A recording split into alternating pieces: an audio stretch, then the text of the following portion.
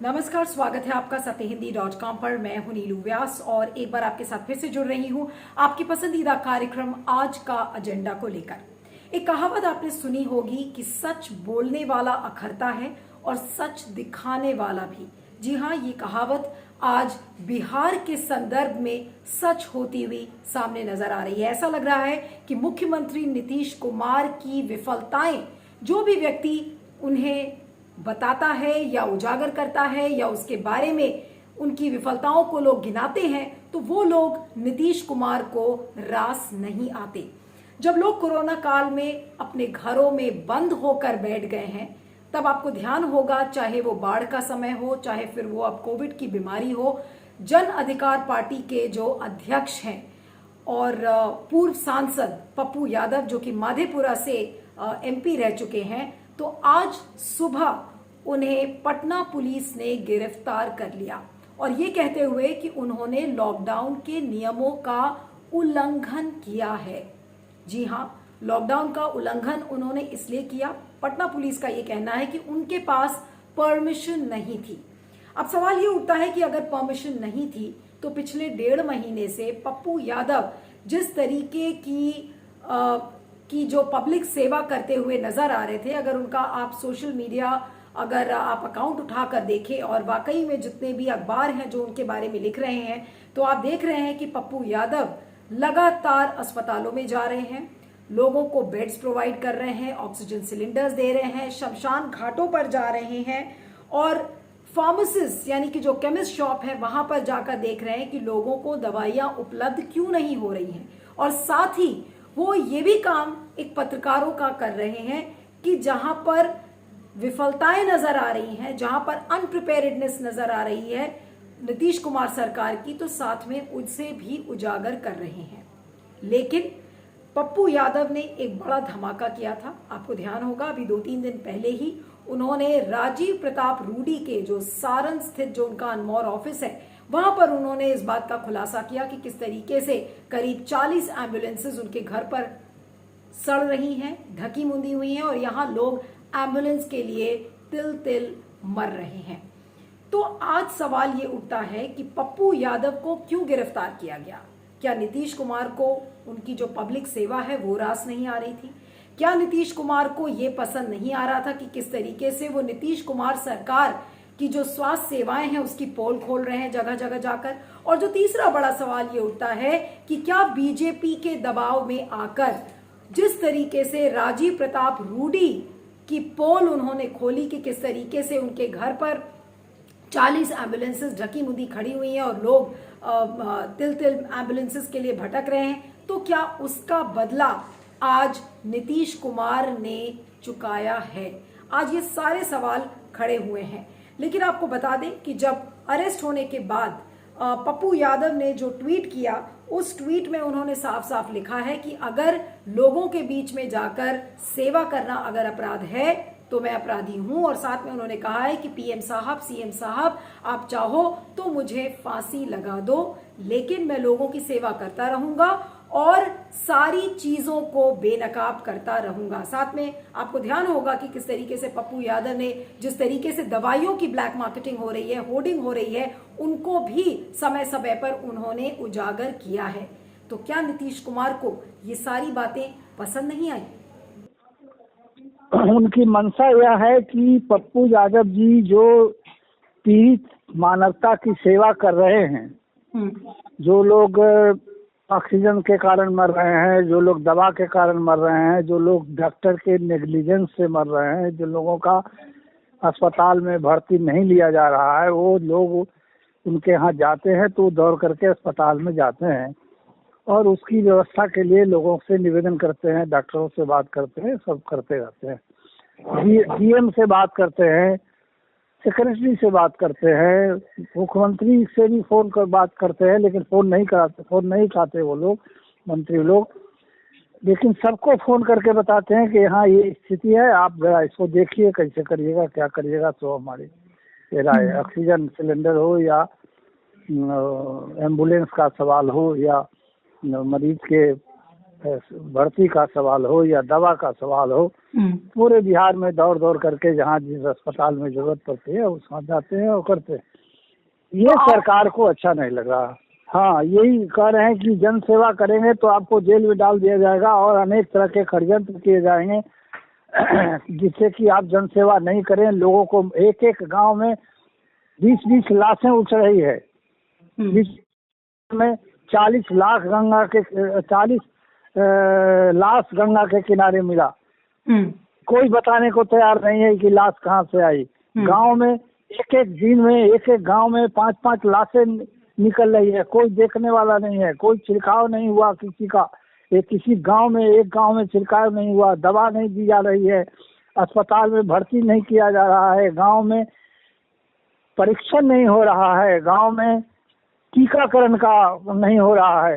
क्या कर रही है सरकार, क्या कर रहे हैं अफसर, कहाँ जा रहा है पैसा, कुछ पता नहीं चल रहा। हमारा आंदोलन जारी है। पप्पू यादव गिरफ्तार हो गए लेकिन आंदोलन जारी रहेगा और हम लोग जब तक सब लोग गिरफ्तार नहीं हो जाते हैं तब तक हम लोग पप्पू यादव के रिहाई के लिए कम लेकिन जनता के सवाल को हम लोग खड़ा करते रहेंगे। जनता को जो गरीब लोग और जो पीड़ित मानवता है, पीड़ित मानवता की सेवा में हमारा भोजन किचन चल रहा है। किचन से ले करके हम लोग खाना अस्पताल में पहुंचा रहे हैं, हम लोग दवा पहुंचा रहे हैं, हम लोग ऑक्सीजन जहाँ कहीं मिलता है वहाँ से लेकर पहुंचा रहे हैं, डॉक्टर से मिल रहे हैं। तो पप्पू यादव अगर रह भी रहे हैं तब भी जब तक हम लोगों को सबको गिरफ्तार नहीं कर लेते हैं सरकार, तब तक हम लोग सेवा का काम हमारा जारी रहेगा और सेवा करते हुए गिरफ्तारी का विरोध कर देंगे। अब आपको बता दें कि जब पटना पुलिस ने उनको गिरफ्तार किया तो पहले ये कहा कि वो हाउस अरेस्ट में है। उसके बाद उनको गांधी मैदान के पुलिस स्टेशन में लेके जाया गया और वहां पर जो सूत्रों के हवाले से ये पता चल रहा है कि उन्हें काफी देर वहां पर बैठा कर रखा गया और साथ में ये भी पता चल रहा है कि उनके खिलाफ सारण में भी पुलिस ने एक एफआईआर दर्ज की है, क्योंकि जिस दिन उन्होंने एम्बुलेंसेस का उजागर का पूरा जो ये रहस्य है ये उजागर किया था, तो ये पुलिस का कहना है कि उन्होंने गवर्नमेंट प्रॉपर्टी को नुकसान पहुंचाया है और इसलिए सारण पुलिस ने उनके खिलाफ एफआईआर दर्ज की है। तो जितने भी सोर्सेज हैं और अलग अलग नेताओं से आज मैंने फोन पर बात करने की कोशिश की, ये जानने की कि पप्पू यादव ने आखिर ऐसा क्या गुनाह किया था कि उनको पुलिस ने गिरफ्तार कर लिया। और आप विश्वास नहीं करेंगे कि एक नहीं बल्कि कई लीडर्स ने सिर्फ एक बात कही और वो ये थी कि नीतीश कुमार रीढ़ विहीन हो चुके हैं, नीतीश कुमार की अंतरात्मा मर चुकी है, नीतीश कुमार सच्चाई के लिए खड़े नहीं हो रहे हैं। ये सारी बातें उन नेताओं ने बोली हैं और साथ में ये भी बोला कि ये बदले की भावना से पप्पू यादव को गिरफ्तार किया गया है।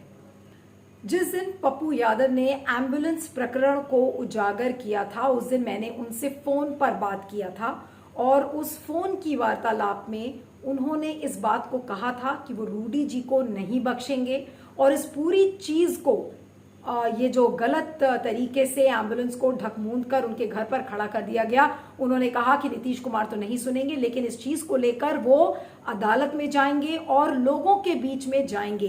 तो आज सवाल ये उठता है कि क्या नीतीश कुमार इस चीज से डर गए, क्योंकि एक तरीके से चुनौती दिया था पप्पू यादव ने और वो क्लिप मैं आपके लिए यहाँ पर प्ले करना चाहती हूँ, आप उसे सुनिएगा ध्यान से। और उसमें बिल्कुल साफ साफ शब्दों में पप्पू यादव ने ये कहा है कि वो नीतीश कुमार को नहीं बख्शेंगे और वो इस पूरे प्रकरण को जाएंगे, लोगों के बीच में इसको बेनकाब भी करेंगे। तो सवाल ये उठता है कि अगर पप्पू यादव ने इस तरीके से कहा है और नीतीश कुमार को यह अंदाजा हो चुका था कि वो लोगों के बीच में जाएंगे, तो नीतीश कुमार क्या इस चीज से डर गए कि अगर वो लोगों के बीच में इतनी बड़ी प्रकरण को अगर लेके जाएंगे तो हो सकता है कि चीजें नीतीश कुमार के लिए उल्टी पड़ जाती। तो क्या इसलिए पप्पू यादव को आज गिरफ्तार किया गया? ये पूरी एक बदले की राजनीति आज एक बार फिर से रिफ्लेक्ट होती है। लेकिन आपके लिए मैं वो क्लिप प्ले करना चाहती हूं जो कि शनिवार की बातचीत में पप्पू यादव ने सत्य हिंदी से क्या कुछ कहा था। ध्यान से सुनिएगा। हम लोग उसका लड़ाई लड़ रहे हैं।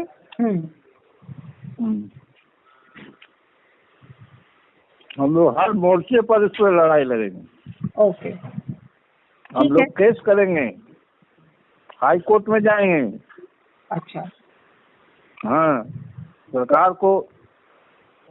सरकार पर कार्रवाई करवाएंगे। तो इसमें नीतीश कुमार से आपने बात करने की कोशिश किया?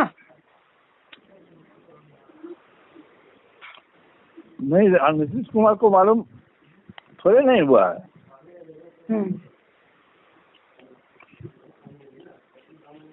ओके, ठीक है। तो आप कह रहे हैं कि अब ये लड़ाई आप कोर्ट में लड़ेंगे और ये मसला पूरा कोर्ट में लेकर जाएंगे, जनता के बीच और कोर्ट के बीच। अब आपको बता दें कि पप्पू यादव ने एक और ट्वीट किया, और ये उस समय जब वो गांधी मैदान की पुलिस स्टेशन में बैठे हुए थे, और उस ट्वीट में उन्होंने लिखा कि धैर्य की परीक्षा न ले, जनता अगर अपने हाथों में व्यवस्था ले लेगी तो आपका प्रशासन, यानी कि नीतीश कुमार को एड्रेस करते हुए उन्होंने कहा है कि आपका प्रशासन पूरे लॉकडाउन का प्रोटोकॉल भूल जाएगा।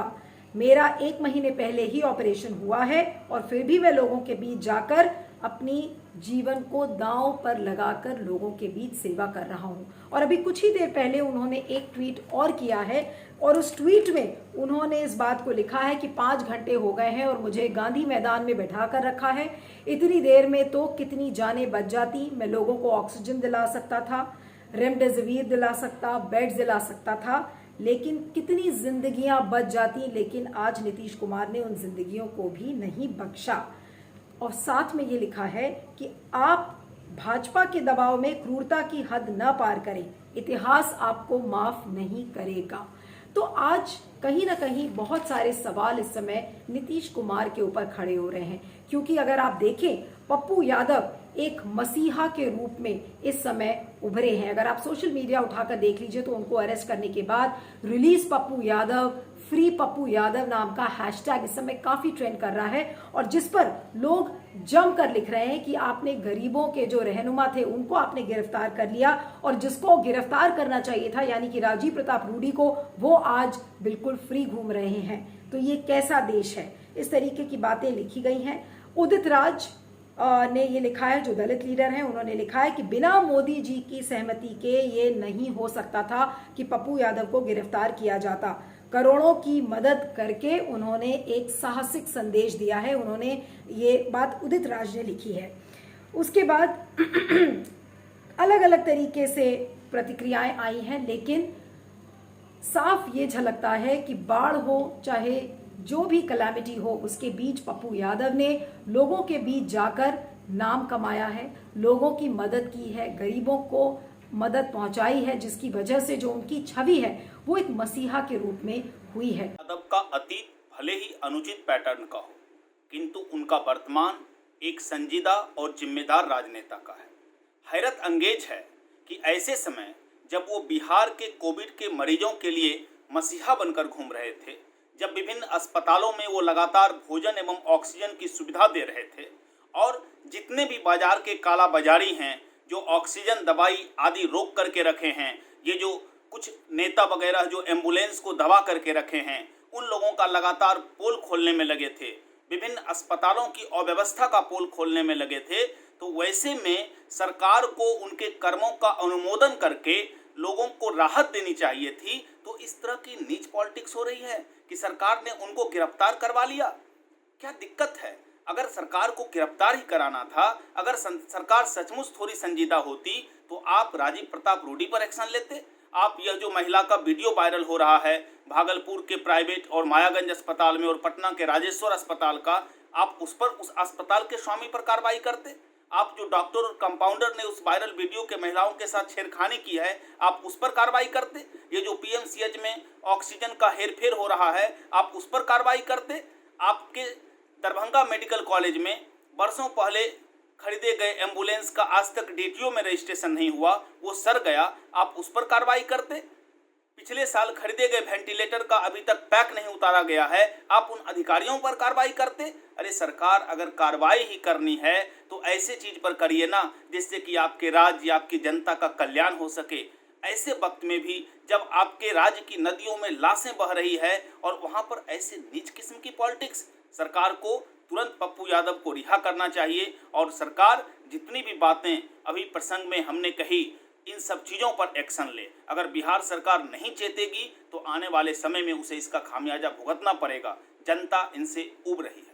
और एक ऐसे समय में, कोविड के समय में, जब लोग अपने घरों से नहीं निकल रहे हैं, और पप्पू यादव, जैसा मैंने आपको बताया, उन्होंने ट्वीट भी किया कि 1 महीने पहले ही उनका ऑपरेशन हुआ था और वो चाहते तो अपने आप को बचा सकते थे, लोगों के बीच में ना जाते, लेकिन फिर भी उन्होंने ये रिस्क उठाया, ये उन्होंने जोखिम उठाकर और लोगों की मदद करने का प्रण लिया।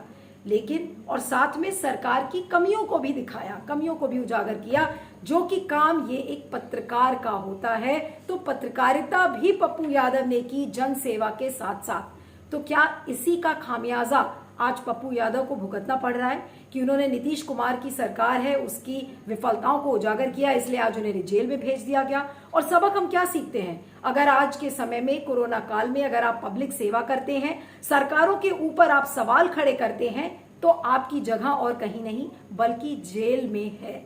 तो आप इसे क्या कहेंगे?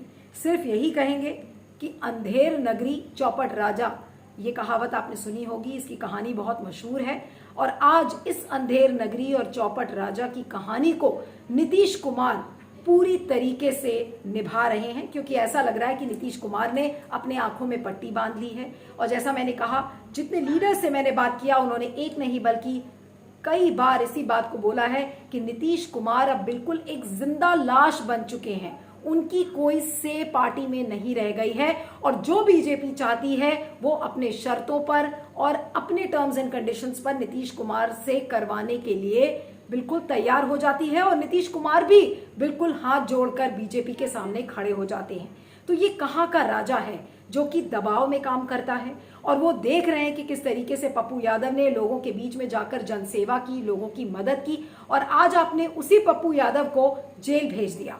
तो ये तानाशाही नहीं है तो और क्या है कि अगर आप जनसेवा करेंगे, आप सरकार के खिलाफ सवाल उठाएंगे, तो आपकी जगह और कहीं नहीं बल्कि जेल में है।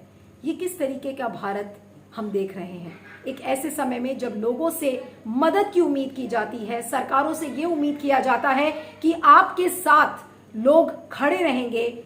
आज वही सरकार उन्हीं लोगों को जेल भेज रही है जो कि लोगों के बीच जाकर अपनी जान जोखिम में डालकर लोगों की मदद करते हैं। इस पर और मैं क्या कहूं? क्या यही है आज का भारत? इस पर आपके फीडबैक का मुझे इंतजार रहेगा। और इस वीडियो को खत्म करने के पहले एक छोटी सी गुजारिश है आपसे कि इस वीडियो के डिस्क्रिप्शन बॉक्स में जाएं, एक लिंक है, उस लिंक को क्लिक करें, सत्य हिंदी की सदस्यता लें, सत्य हिंदी को भुगतान करें। इससे आपको निष्पक्ष खबरें मिलेंगी और हमें आपका समर्थन मिलेगा। तो देखते रहिएगा आज का एजेंडा और बने रहिएगा सत्य हिंदी पर। Thank you so much. सत्य हिंदी का ऐप डाउनलोड करें गूगल प्ले स्टोर पर।